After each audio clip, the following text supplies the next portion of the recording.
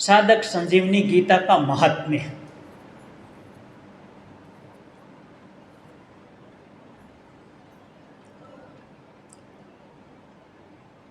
गीता साधक संजीवनी, लेखक परम श्रद्धेय स्वामी जी श्री राम सुखदास जी महाराज।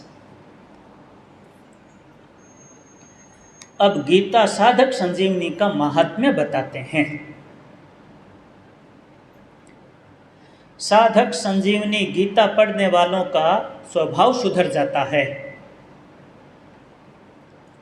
श्रद्धेय स्वामी जी श्री राम सुखदास जी महाराज ने बताया कि एक जनी के विवाह आदि के अवसर पर एक व्यक्ति ने घी का कनस्तर पीपा चुरा लिया।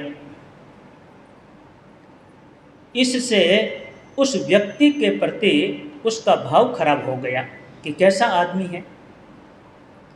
उसने जब साधक संजीवनी पढ़ी तो उसके मन में आया कि गलती तो उसने की, चोरी तो उसने की, तो गलती तो उसने की, मैं अपना स्वभाव क्यों बिगाड़ूं, मैं अपना भाव खराब क्यों करूं। तब उसने उस व्यक्ति को अपने घर पर बुलाया और भोजन करवाया। इस प्रकार साधक संजीवनी पढ़ने से उसका भाव बदल गया, स्वभाव सुधर गया। श्री स्वामी जी महाराज ने कहा कि यह साधक संजीवनी का महात्म्य है। ऐसी यह साधक संजीवनी गीता है जो बड़े काम की वस्तु है। इसमें बहुत ज्ञान भरा हुआ है। यह घर में पड़ी पड़ी भी कल्याण करती है।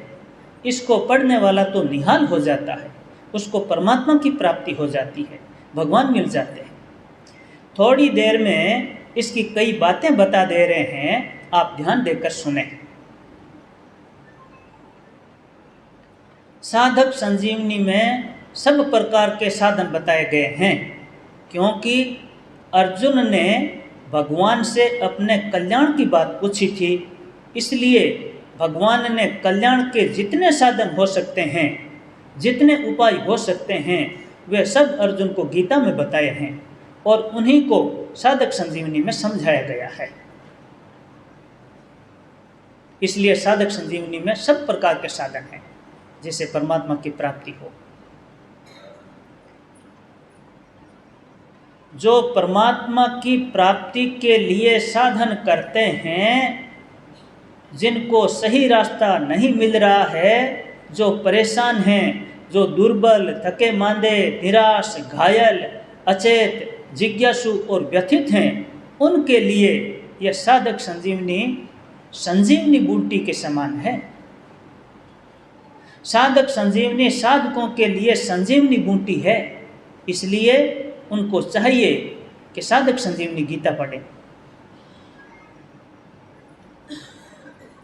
साधक संजीवनी गीता में ऐसे सरल और श्रेष्ठ साधन बताए गए हैं कि जिससे बहुत जल्दी ही परमात्मा की प्राप्ति हो जाए। श्री स्वामी जी महाराज का भाव था कि साधक संजीवनी को ऐसे लिखा जाए कि पढ़ने वाले को तत्व ज्ञान हो जाए। श्री स्वामी जी महाराज ने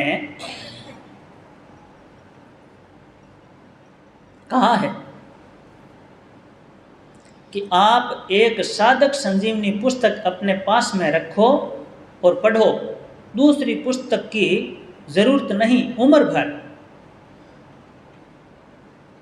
साधक संजीवनी पढ़ने वाले के सब शंकाएं मिट जाती है।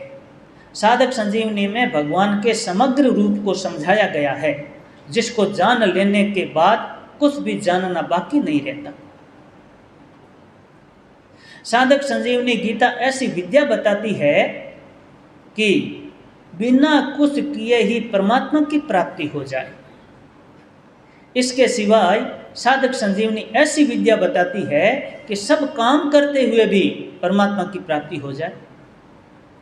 श्री स्वामी जी महाराज कहते हैं कि गीता व्यवहार में परमार्थ की कला सिखाती है, और व्यवहार भी कौन सा कि युद्ध जैसा घोर कर्म, जिसमें दिन भर मनुष्यों के गले काटे जाए। संसार में इससे अधिक क्रूर काम और कौन सा होगा। जब ऐसा काम व्यवहार भी परमात्मा की प्राप्ति करा सकता है, तब दूसरों का तो कहना ही क्या। एकांत में रहकर साधन करने से परमात्मा की प्राप्ति हो जाए, साधक संजीवनी यह बात तो बताती ही है।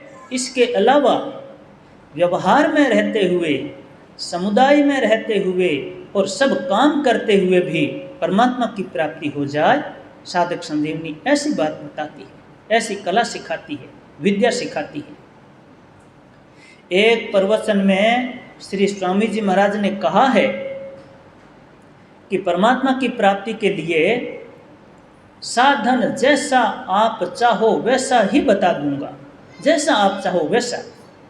और उसमें आप यह कह सकते हो कि हाँ, यह साधन मैं कर सकता हूँ, और आप स्वीकार कर लें कि हाँ, इससे सिद्धि हो सकती है। ऐसे मेरे को उत्साह आता है मन में। तो एक सज्जन बोले कि ऐसा साधन बताओ कि मेरे को कुछ नहीं करना पड़े और परमात्मा की प्राप्ति हो जाए। तब श्री स्वामी जी महाराज बोले कि बिल्कुल कुछ मत करो, परमात्मा की प्राप्ति हो जाएगी।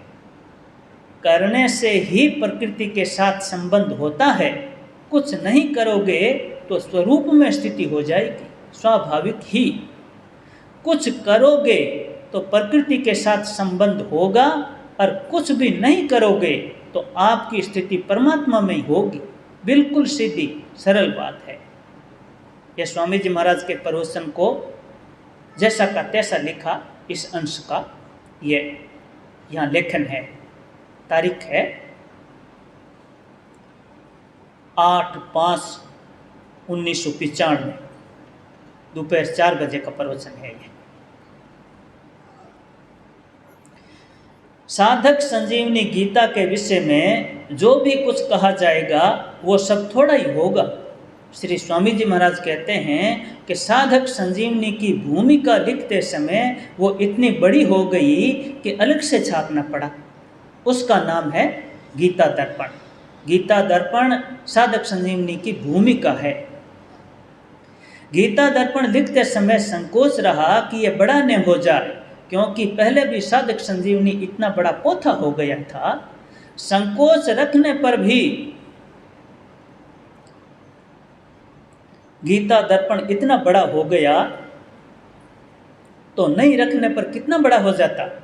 फिर भी गीता जी के भाव लिखने बाकी ही रहे। भगवान की बड़ी भारी कृपा होती है, तभी गीता जी के ऐसे भाव मिलते हैं, साधक संजीवनी मिलती है। साधक संजीवनी गीता को ध्यान से मन लगाकर पढ़ें और उसकी प्रत्येक बात को समझें। साधक संजीवनी पढ़ने का तरीका सुनें। साधक संजीवनी गीता रोजाना पढ़नी चाहिए, 5-10 मिनट या अपनी मर्जी के अनुसार इससे अधिक। इसमें जो भी पढ़ें मन लगाकर ध्यान से पढ़ें। कोई बात ठीक से समझ में नहीं आई हो तो उसको दोबारा पढ़ें।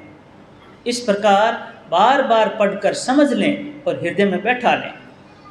भले ही आप एक दिन में एक ही बात समझ पावें और पढ़ने का समय समाप्त हो जाए तो वहाँ समाप्त कर दो, दूसरे दिन वहाँ से आगे पढ़ो। ऐसे पूरी गीता जी पढ़ लें, अर्थ समझ लें। साधक संजीवनी पढ़ने वाले को एक नई दिशा मिलेगी। साधक संजीवनी पढ़ने वाले को एक नई दिशा मिलेगी। स्वामी जी महाराज कहते थे ऐसा कई बार। श्रद्धेय स्वामी जी श्री राम सुखदास जी महाराज सत्संग को बहुत ज़रूरी बताते थे, इसलिए उनकी रिकॉर्डिंग वाणी से सत्संग करें। साधक संजीवनी पढ़ें और स्वामी जी महाराज की रिकॉर्डिंग वाणी सुने। उनके सत्संग की बातें सुनने से पुस्तक की बातें समझ में आती है, और पुस्तक पढ़ने से उनके सत्संग की बातें समझ में आती है। दोनों एक दूसरे के सहायक हैं। इसलिए हमको चाहिए कि साधक संजीवनी गीता को स्वयं पढ़ें और श्री स्वामी जी महाराज की रिकॉर्डिंग वाणी सुनें। बहुत लाभ होगा।